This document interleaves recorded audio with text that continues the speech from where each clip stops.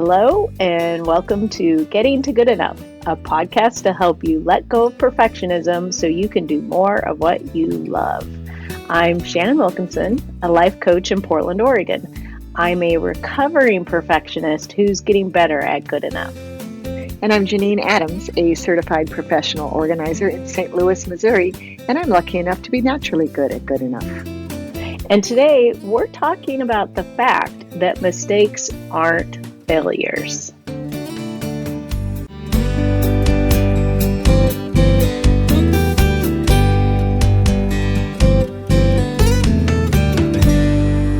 Hello, Janine. Hello, Shannon. How are you? I'm super. Super duper. That's a new response. I know. Did I trick you? You did. Usually I don't know, what are usually you're great or... I usually say I'm great. Yeah, you're super. I think you're super too, Shannon. Well, thanks. You're pretty super yourself. Thank you so much. I mean, I think you are, but how are you? I'm super. So super. No, I'm great. No complaints. Excellent. Yes. Excellent.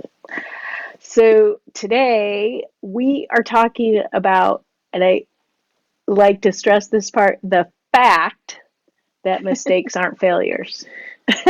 This is not opinion. No. This is fact. This is fact. Yes.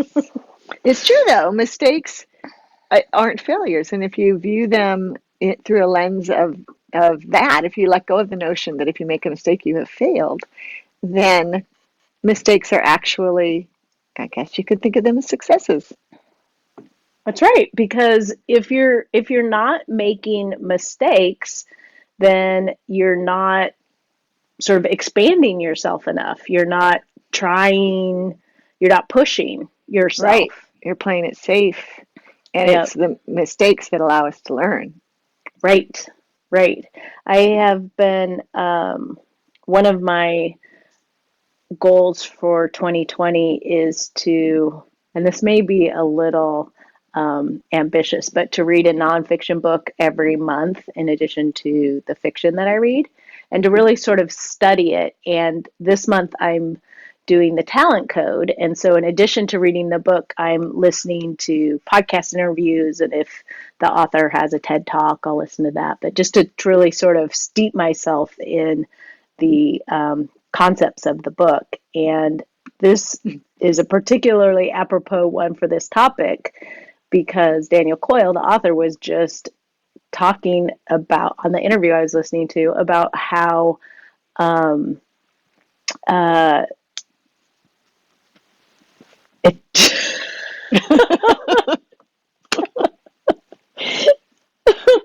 oh, it was such a long wind up. I forgot what I was going to say.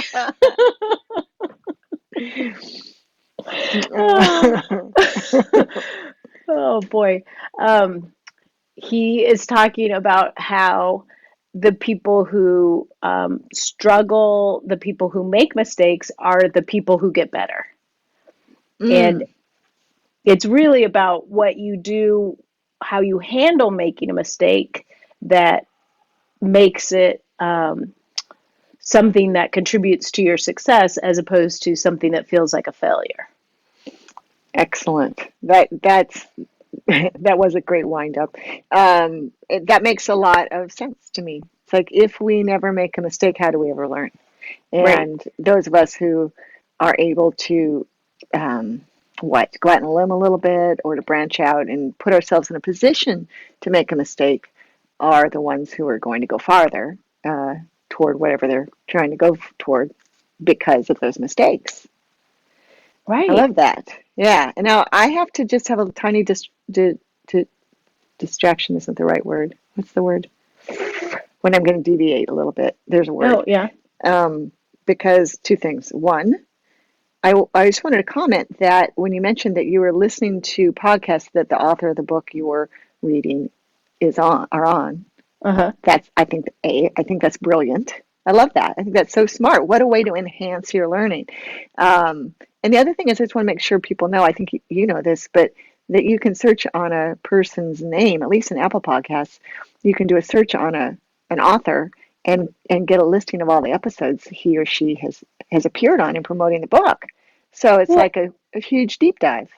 that's awesome because I um, just tried to do a search in Apple Podcasts and nothing came up. And I was going to ask you about that because you had mentioned that to me the other day. So you Um, searched on his name.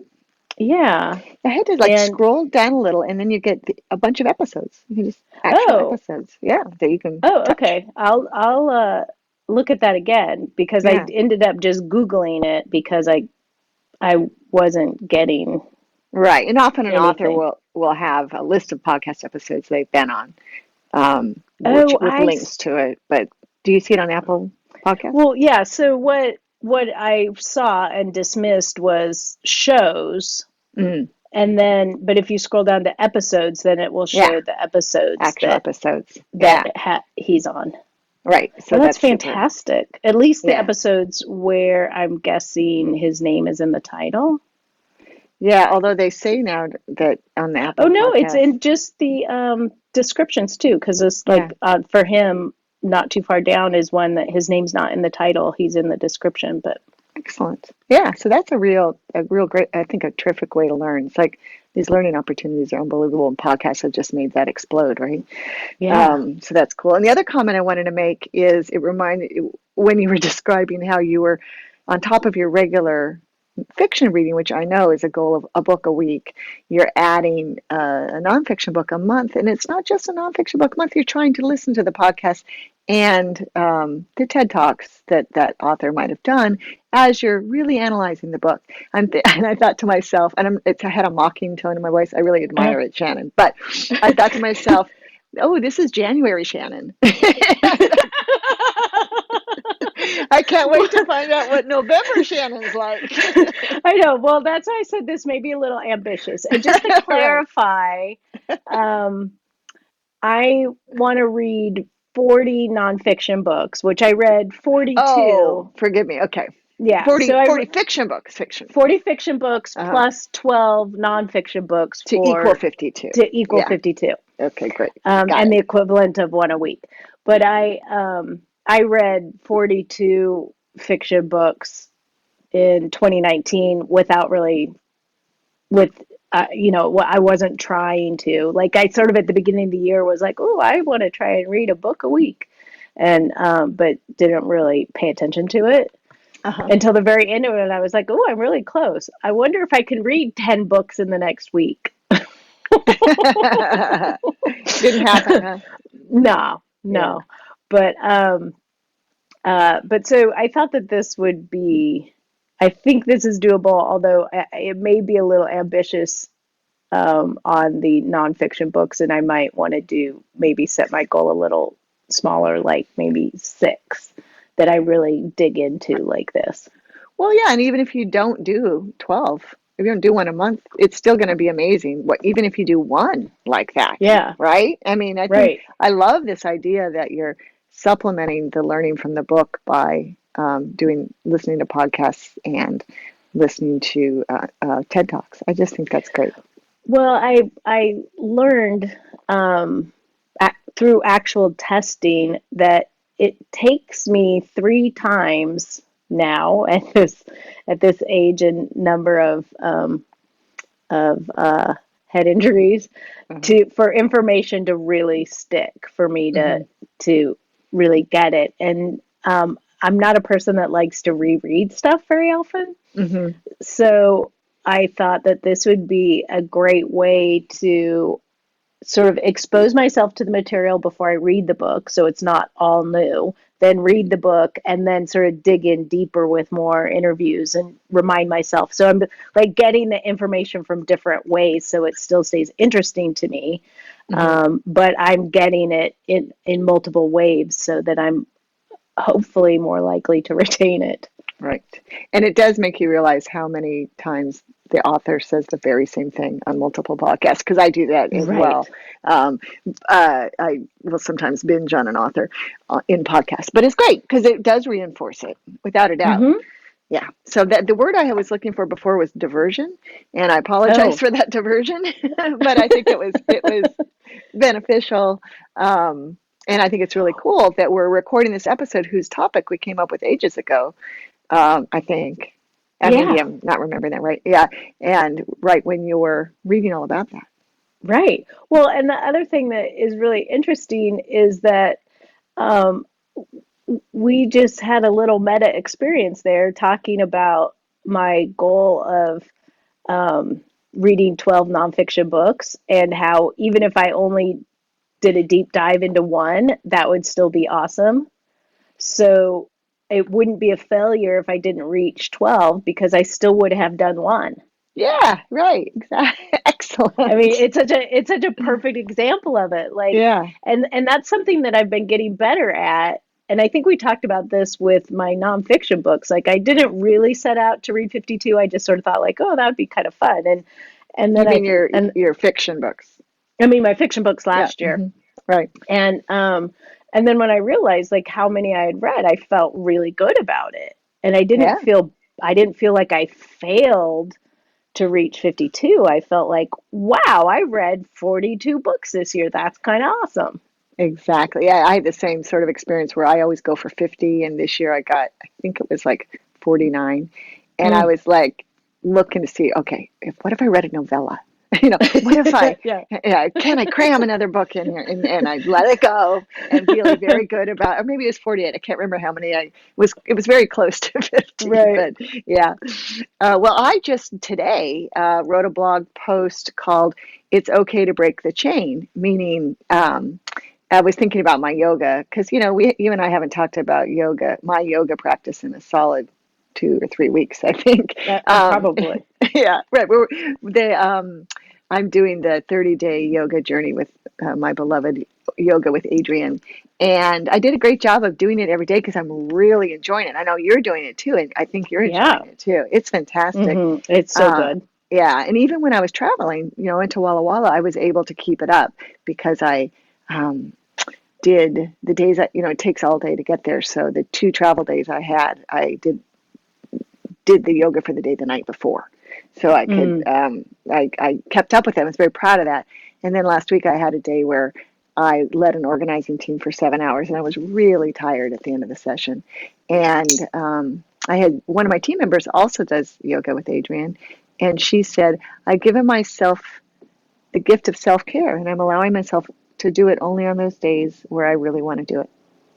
And I'm like, Oh, that's wow, so yeah. lovely. So when I got home and I was about to do it, and then I texted Geraldine, who's also my friend Geraldine Thomas, who's also doing it, the 30-day yoga journey. I said, "Did you do it today? Is it hard? Because I'm really tired." And she Yeah. said, "You know what? I had a bad day today, and I'm not doing it." And I'm like, Oh, "Okay, perfect. 2 people said pretty yeah. much the same thing to me."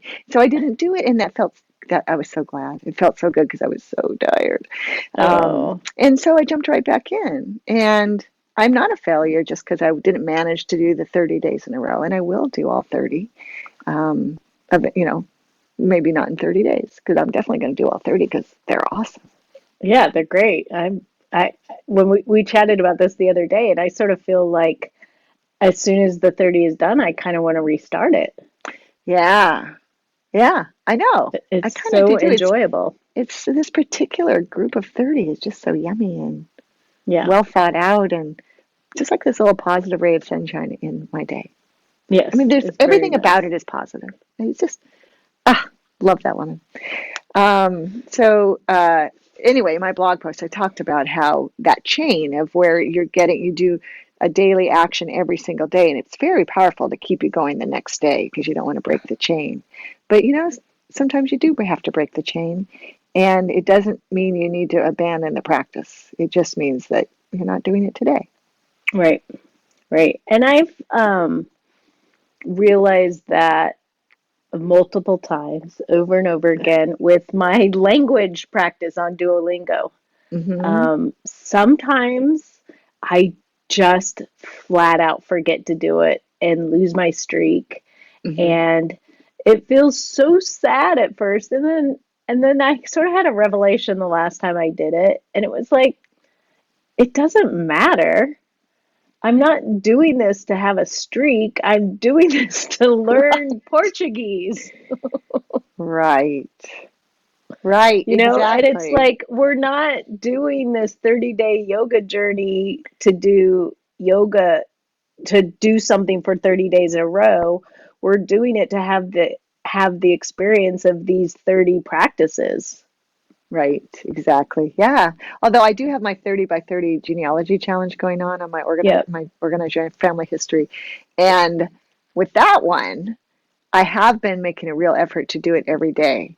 But I think it's because it's my challenge that other people are doing. Yeah. But I have not managed to do 30 minutes every day. Some Mm. days it's been only 10 minutes. But Hmm. just the act of what I'm doing right now is working on one of my ancestors' Civil War pension files, which is a job best broken down into tiny components because it's a very big job. And so just doing 10 minutes is giving me progress. Um, and I'm enjoying that daily touchstone, so to speak, Right. and because it's the kind of thing that's tedious enough that if I walk away from it for a while, well, I got the thing in 2015. So I walked away from it for 5 years. Yeah. So I did two other ancestors. But anyway, I can put a link to to a blog post about what I'm talking about, what processing the Civil War pension file means. But right now, it's reading a lot of old handwriting, and Yeah. so doing it for just 10 minutes gives me progress.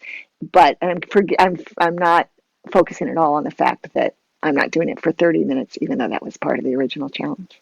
Right. Right. Well, and I think it's useful to recognize why you're doing something. Like with the yoga thing, and like my language learning, well, with my language learning, there's a skill I want to acquire. It is best acquired by studying it on a regular basis. Hmm. With yoga, I'm gaining something from it. I'm gaining I'm gaining fitness or flexibility or whatever. But really, why I want to do this is I want to have a regular daily yoga practice, and so I it feels important to me to allow myself to not have to do it every day, but to also push myself to try to do it every day. Hmm. Right. And if you miss a day or two for some reason, that's okay because you'll get right back to it because your priority is that daily practice, like my daily Right, genealogy research. Yeah. right, Right. And yet I feel the same way. I mean, I've set up my goal. I would like to have a daily yoga practice. I definitely would. But I think, I haven't thought about it before, but I think my goal is to be somebody who does yoga regularly, whatever hmm, that means at that point, a juncture um, in my being at that moment. Like I want to be right. able to say to anybody at any time, I do yoga and not feel like a fraud. Yeah. Yeah. So, Well, I think you can say that right now. right. Yeah, I think I can. And I wanted to go past the 30 days though, so that I want to, keep it going because it is such a beneficial thing. It is just so Yeah. beneficial on every level, Well, and especially my aging body. It's great. yeah, I originally was just going to do it on the days that I'm not walking Hmm. for training. Hmm. And then I realized it's just so wonderful. I'm doing it every day. Yeah. Yeah. I would like to figure out if I could integrate it into my morning routine like you do. Because I was doing it in the morning in Walla Walla because I have a lot Hmm. more time that's the only time I have to myself when I'm there. Yeah. But here, I just have so much I have to do before I leave the house that I guess I have to decide whether it's worth it to me to get up earlier, which it might be, go to bed earlier and get up earlier so that I Right. can accomplish that. But it is also a nice way to wind down the day. Yeah. Yeah. So, Yeah. It's true. I know it's yeah. hard. But you could also experiment with it and try it for give yourself just a time period to try it for 2 weeks or something and see if it feels like it's worth it and you want to continue the experiment or realize that it's just not worth it and continue to do it in the afternoon or evening. Oh, I love that. That's a great idea. That's a great idea. Yeah. Because why not just experiment? It's a happy experiment. Yeah. Yeah. Yeah. That's excellent. Yeah. I was thinking about other places where I'm making a lot of mistakes that aren't failure, and that's with my cartooning. And Mm. how, sort of getting back to the concept of the talent code, it's like when you make a mistake, you notice what you've done and then sort of figure out what you need to do differently. But it's not, I didn't fail at that cartoon. I just made that foot look really weird, you Right. know? You're right. That's not a failure. That's a design. It Yeah. could be considered an artistic decision. Yeah. Yeah. And what's really funny is I'm thinking about this one cartoon in particular where I made my character tapping her foot, but the way I drew it, like the ankle is coming out like 2 inches ahead. I mean, it's not literally 2 inches, but like the heel of the shoe is sticking out way past like the ankle. And it looks so weird, but and that's like all I could see is that. But then someone commented on, "Oh, I love the tapping foot," which is what I was making that foot do. Hmm. Um, and it just made me really happy that she got out of it the thing that I wanted to, as opposed to what I saw as the glaring mistake. Right. Right. And I saw that cartoon and I did not notice the heel at all. Um, But now when you look at it, you'll be like, "Oh my God, how did I that's all. not notice that?" Yeah, that's all I'll be able to see. But you're right. I mean, that's the thing. We focus on our own mistakes, that they jump out at us, they stick in our brains. But that's not what most people are focusing on. Other people's No, mistakes, I mean. Yeah.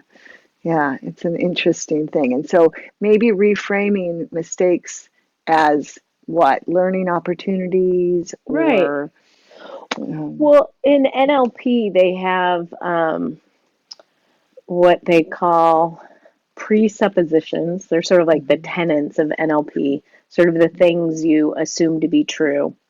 And one of them is there's no failure, only feedback. And mm, so the idea is that, you're not really making mistakes, you're not failing, you're simply getting feedback. oh, that's great. Yeah. And that's a really nice way to think about things. Hmm. And one of the things I talk about with my clients a lot is that, who are worried about failing is that, well, you only really fail if you don't try or you quit. Right. And so as long as you're trying, then you're not failing. And there's an Even if argument to be made that even if you're quitting, you're not failing. I mean, it depends no, on the if situation. you're choosing, Right. I it's like if you're um how do I put this? Like there's sort of different ways to stop doing something, right? Hmm. Right. And so, the way in which you decide to stop doing something to me sort of indicates if you are feeling like you've failed at something and feeling bad about it, or you've decided that this is no longer something you want to do, Hmm. which I think are, sort of two very Yeah. different mental states to Yeah. stop doing something. Yeah. Absolutely. And I think that matters a lot, how Hmm. you feel about it. Yep. Yeah. So, would it be a mistake if we ended now? No, I don't think so. I think it would be perfectly great. I feel like, I hope that listeners are able to sort of reframe their feelings about mistakes if they thought they were failures before. Yeah. Yeah, because it really is how you learn. And if you're not challenging yourself enough to not do something perfectly every time, then you're not going to be learning anything.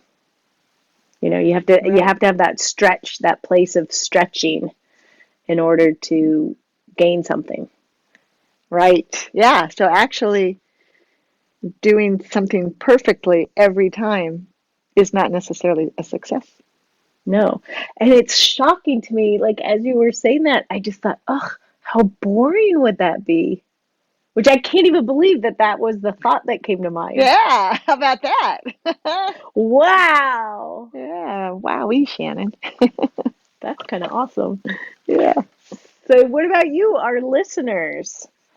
How easy is it for you to recognize that mistakes are okay, that they aren't failures? You can let us know at 413-424-GTGE. That's 4843.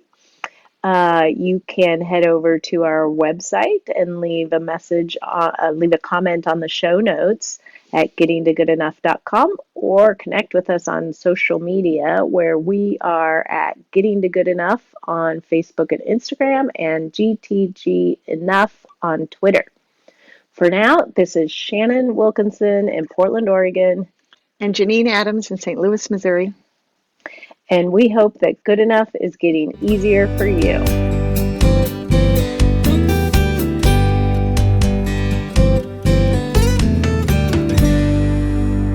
This show really is rubbing off on me. It's fantastic. Yeah, it's It's rubbing exciting to up on me recognize it. too. Yeah. Yay, us.